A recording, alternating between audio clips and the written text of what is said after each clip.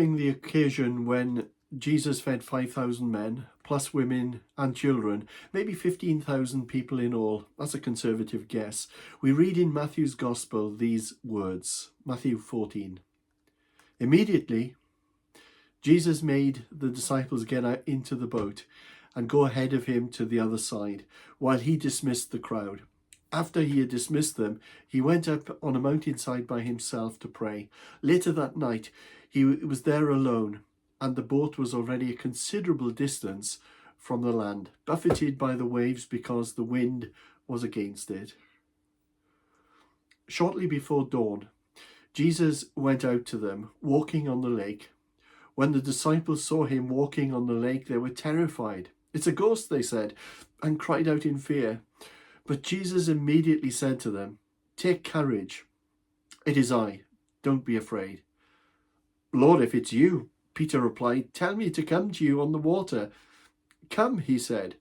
Then Peter got down out of the boat, walked on water, and came towards Jesus. But when he saw the wind, he was afraid, and beginning to sink, cried out, "Lord, save me." Immediately, Jesus reached out his hand and caught him. "You of little faith," he said, "why did you doubt?" And when they climbed into the boat, the wind died down. Then those who were in the boat worshipped him, saying, "Truly you are the Son of God."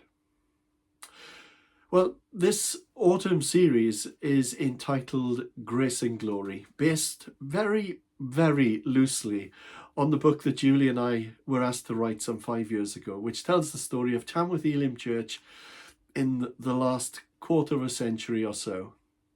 As I said in last week's study, those two words, grace and glory, wonderfully capture the heart of the Christian life, which is all by God's grace, his unconditional, unmerited, undeserved love. And it is all for his glory and honour. As I said on a number of occasions in last week's study, God is the hero of the story, not us. The big idea behind this series is that we might both remember the past and forget the past. Forget the past in the sense that we don't wish to dwell on or live in those bygone days, regurgitating some great stories of yesteryear, pining after those times. But on the other hand, we want to remind ourselves of God's faithfulness and goodness in the past, those lessons that he taught us through the highs and the lows, lessons which remind us that he is both the God who is the same yesterday, today, and forever, yet he seeks to do a new thing. Honouring the past without living in it, drawing from the past without dwelling on it, being inspired and encouraged in the past without expecting God to work in exactly the same way in the future. As I read the earlier chapters of Grace and Glory again this week, I was amazed at my willingness, or our willingness as a church, to move beyond our comfort zones. Looking back over the years, I have found our boldness back then quite breathtaking. You should read it for yourselves. In the first 4 years of Julie and my coming to Tamworth, we witnessed God open some incredible doors for us. The Lord opened doors, but we had to walk through them, which took courage and obedience on our part. Well, most of us who are connected with Tamworth Elim Church are aware of the many community projects and ministries that Tamworth Elim Church, largely through the Manor House charity, has. There was a time when that vision was only a vision. We dreamed dreams, but those dreams needed to be turned into reality. And the Lord was requiring us, inviting us to take those steps of faith. As someone once said, you can spell faith another way, R-I-S-K, and to do as Peter did, step out of the boat. Well, in the early 1990s, we were quite a small church, and the Lord, we believed, was calling us to reach out to our community in new and innovative ways, to share Christ and to be Christ in our community and town. Forgive my retelling of a few key moments right at the start of our journey, and some of you will know these only too well, but I want to draw from them, not dwell on them. The first project was a day nursery in our church building, which was considerably smaller than the extended auditorium it is today.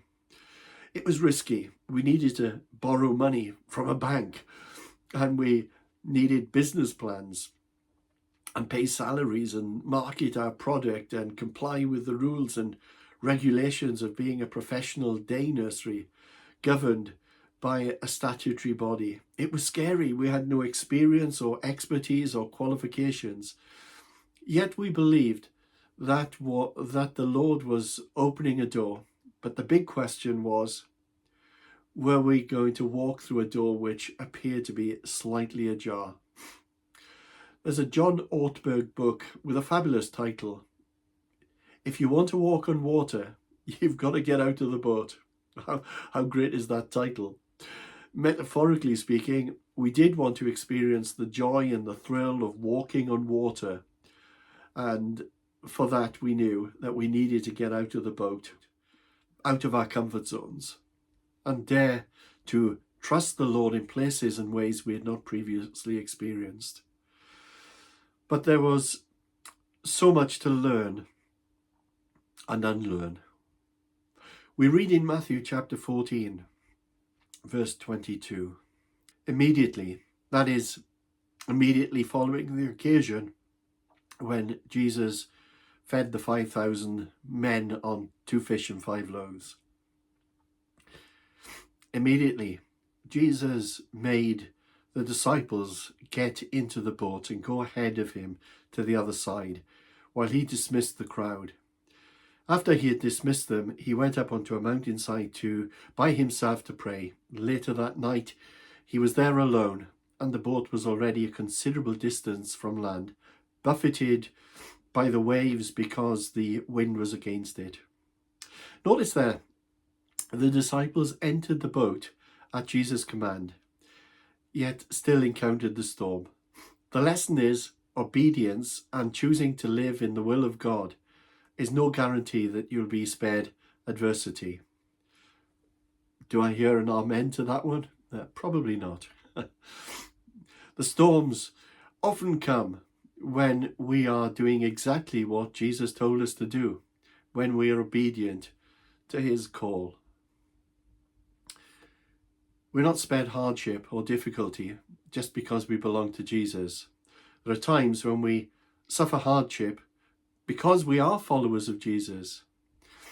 Setting up our first community project, a day nursery, wasn't plain sailing at all. We had all sorts of difficulties. The first problem was some members of our church accused us of pandering to the middle classes by setting up a fee-paying day nursery, and they promptly left the church. Well, ours was a small church to start with, and it became even smaller by our daring to trust God. Well, looking back, I'm so glad that I did not succumb to that pressure. If I had, and if we had as a church, we would have fallen at the first hurdle, and there would not have been a day nursery or a special needs house or a coffee shop or food bank or prime time or more than food or any of the other projects. I know that I've said this before, but when we choose to walk through one door, the Lord always opens another. I can't quote you chapter and verse to support that statement, but it has been our experience of the Spirit's work amongst us. Imagine 10 rooms all connected. You go into room 1 through a door, but you can only enter room 2 through a door joining room 1. And room 3 is only accessible through a door leading from room 2. Door 3 leads to door 4 and leads to room 5 and so forth. And that's been our experience. It would appear that once the Lord could see that we were faithful and would dare to trust his leading, then he would open another door of our serving him. Some people left the church, but there were other problems too. Then, as an emergency option, the elders asked Julie, who was a primary school teacher, to head up this fledgling nursery and make it work, which he did for the next 14 months. Our headquarters allowed us to extend our overdraft from £12,000 to £18,000. Now that amount sounds like nothing now, but we were talking of over 30 years ago, and we were such a small church with no experience of this stuff.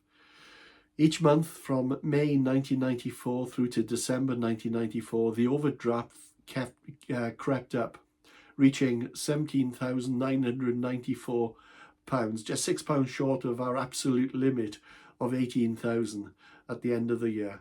January 1995, we turned a corner and it became profitable. And ever since then, the day nursery profits have helped to finance many community projects that have no external funding. In Matthew chapter 14, verse 25, we read, "Shortly before dawn, Jesus went out to them, walking on the lake. When the disciples saw him walking on the lake, they were terrified. 'It's a ghost,' they said, and they cried out in fear." Notice that. Jesus turns up when he's least expected. He frequently turns up in the storms of life. And as much as we detest those storms, very often our extremity can be God's opportunity. Let me give you that again. Our extremity can often be God's opportunity.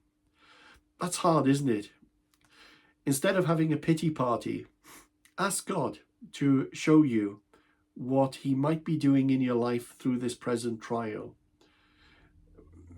But be aware, he might just say to you, "You wouldn't understand. Just trust me." Verse 27, "But Jesus immediately said to them, 'Take courage, it is I, don't be afraid.'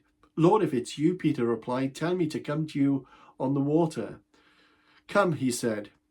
Then Peter got down out of the boat, walked on the water and came towards Jesus. But when he saw the wind, he was afraid and beginning to sink, cried out, 'Lord, save me.'" I think Peter provides us with some very good advice here when he asks, "Lord, if it is you, tell me to come to you on water." It is so important to discern between faith and foolishness.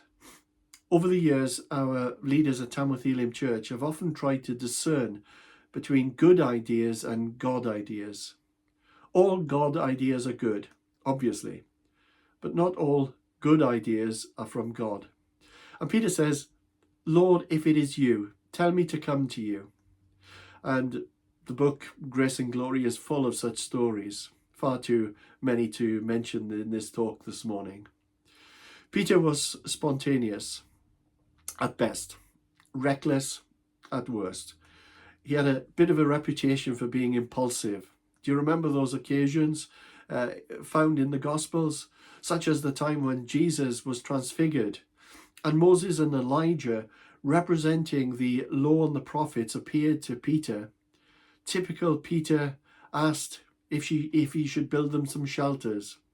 The Gospel writers add, rather humorously, that Peter said this because he didn't know what else to say. Don't you love this guy? Then there was the occasion when Jesus was arrested in the Garden of Gethsemane. Impulsive Peter, picked up a sword and lobbed off the ear of Malchus, the high priest's servant, only for Jesus to superglue it back on. He didn't use superglue, by the way. Remember the conversation between Jesus and the disciples at Caesarea Philippi. Jesus asked, "Who do people say that I am? Some say Elijah or one of the prophets, others say John the Baptist. But what about you?" "You are the Christ, the Son of God," answered Peter. Jesus then commended Peter and told him that he had received this revelation from God himself. Jesus immediately told his disciples of his approaching crucifixion, to which Peter responded, "Never, Lord," and got a stern rebuke from Jesus, who told him that he, on this occasion, didn't have in mind the things of God, but the things of men. Peter was impulsive, and on times he was reckless. Some things he got right, some things he got wrong, very wrong. He often puts his mouth into action before his brain, but not this time. Lord, if that's you, Peter replied, tell me to come to you on the water. On this occasion, Peter needed to know whether Jesus thought this was a good idea or not. Well, he did. Come, said Jesus. And Peter got down out of the boat, walked on water, and came towards Jesus. But when he saw the wind, he was afraid, and beginning to sink, cried out, Lord, save me. Can you imagine? These words have become so familiar to us that I think that we might have lost the sense of what this moment must have been like. If it had been 3 p.m. with the lake perfectly still and the sun shining and the skies blue, it would have been one thing. But 3 o'clock in the morning, these guys have been fighting the storm for hours. What would that moment have been like? Getting out of the boat to walk on water in a major storm in the middle of the night is another matter altogether. However, Matthew tells us that Peter walked on water and came towards Jesus. Just catch that. He walked on water. Sometimes we can be a little bit hard on Peter and criticize him for sinking and miss what Matthew actually tells us, that Peter walked on water. That is, until he saw what the wind was doing to the waves. He began to sink only when he took his eyes off Jesus. There's a lesson in that for us. Despite the storms, keep your eyes on Jesus. There's a lovely song which we sing in our church with a line in it which says the waves and the wind still know his name. And I want you to be encouraged today that that is so true. The wind and the waves still know his name. The writer of Hebrews encourages us to fix our eyes on Jesus, the author and the perfecter of our faith. In verse 31 we read, immediately, Jesus reached out his hand and caught him. You of little faith, he said, why did you doubt? I suppose there's another great lesson there, and maybe for another day. Jesus is only ever an arm's length away. Here's a question. Which are you most like? Peter, the courageous one, the one who experienced the power and the presence of Jesus, the one who showed courage and daring, the one who trusted? Or are you more like the other 11? Are you a water walker or a boat dweller? Throughout my life, there have been those occasions when the Lord invited me to get out of a boat, and I did so, but on other occasions when I preferred the relative safety of the boat compared to the waves. I wonder if that's your experience too. It isn't always easy to discern which it is, whether we are being fools for Christ or just foolhardy, obedient or impulsive, trusting or reckless. And over the last 3 decades, we've experienced this invitation to get out of the boat time and time and time again. One of our church leaders rather humorously said that we've been asked to get out of the boat so many times, we've all got webbed feet. Well, early on in our journey, we learned that God's way is best. We learned that he could be trusted. We learned that there will always be obstacles and challenges along the way. And we learned that when we are faithful in small things, he often opens further doors of service. All of these were significant lessons of learning for us. In the UK in 1992, for the very first time, a new legal requirement was implemented in all workplaces. You might have come across this. Risk assessments. Risk assessments help us identify what hazards exist in the workplace and the need to take steps to minimize harm.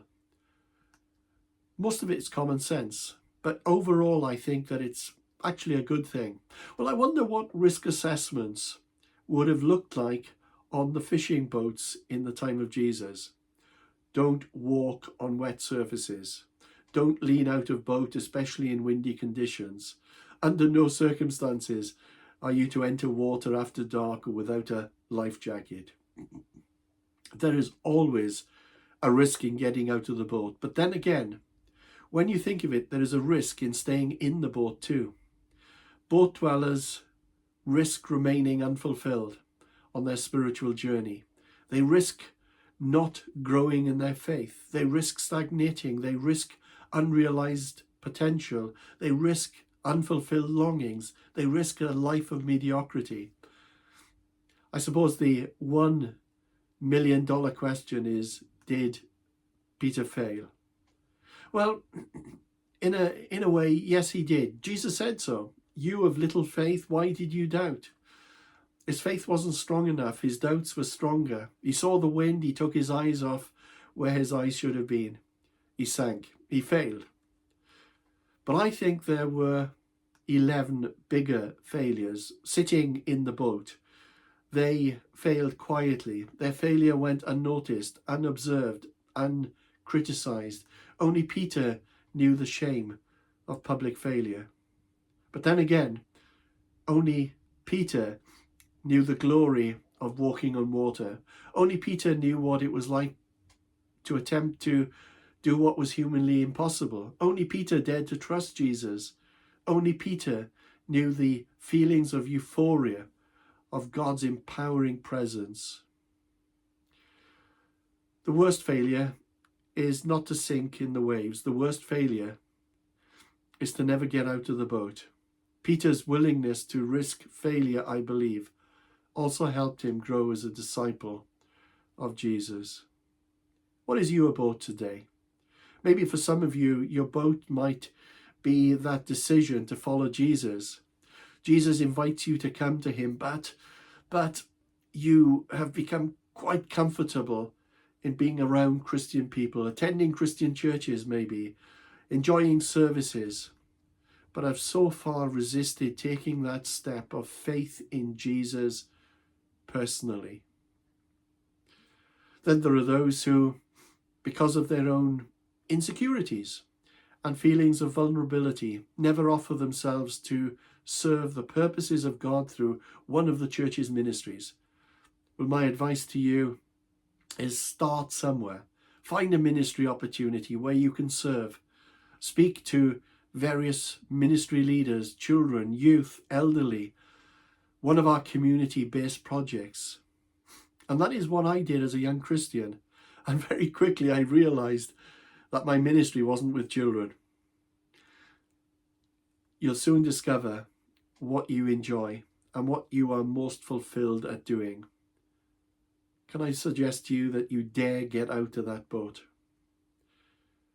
For some, getting out of the boat will mean sharing faith with a workmate or neighbour. Those friends might be quite aware of you being a churchgoer, but you have always backed off from having a faith conversation with them, sharing your testimony.